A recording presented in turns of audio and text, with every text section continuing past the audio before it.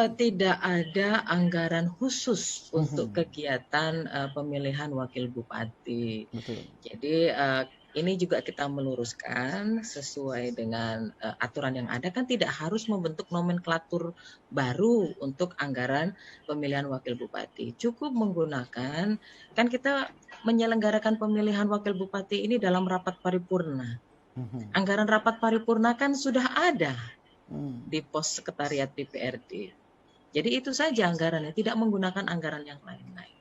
Dan terkait dengan logistik, kotak suara, bilik suara, dan lain-lain kita pinjam dengan KPU.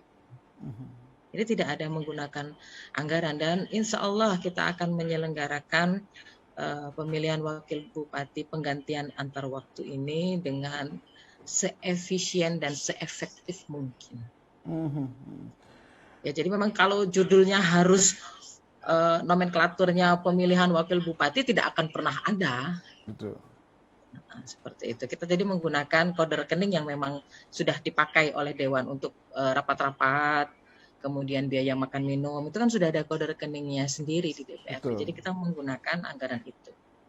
Ada pertanyaan yang menarik, Ibu. Apakah upaya yang dilakukan kita DPRD ini sudah direstui atau diketahui oleh Kementerian Dalam Negeri dalam hal ini? Ya, kita sampai pada titik yang sekarang tentu kita sudah melalui proses yang panjang. Ya. Jadi sebelumnya kita sudah berkomunikasi ke Kementerian Dalam Negeri, kita konsultasi, kita minta pendapat.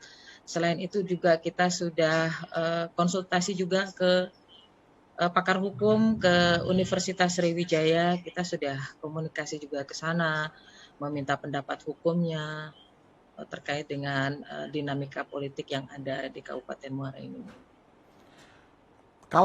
Kalau melihat dari aspirasi masyarakat yang menggelar aksi demo, mereka melihat sudah kadar luasa lah surat kementerian itu. Kemudian masa jabatan juga kan tinggal beberapa saat lagi, Ibu. Kenapa harus ngotot menjelang pemilihan bupati, dan kenapa tidak dulu-dulunya, Ibu? Dulunya sampai Muara ini ada PLT berapa kali, diperpanjang, kemudian 2 kali PJ. Ya, ya. Nah, ini kenapa tidak dari dulu? Kenapa ada titik terakhir menjelang berakhirnya masa jabatan itu? Silakan, Ibu. Bahwa itu semua adalah proses komunikasi lintas partai politik pengusung. Ya. Bahwa dalam kurun waktu yang panjang tersebut, ternyata partai politik pengusung kan baru sepakat pada injury time.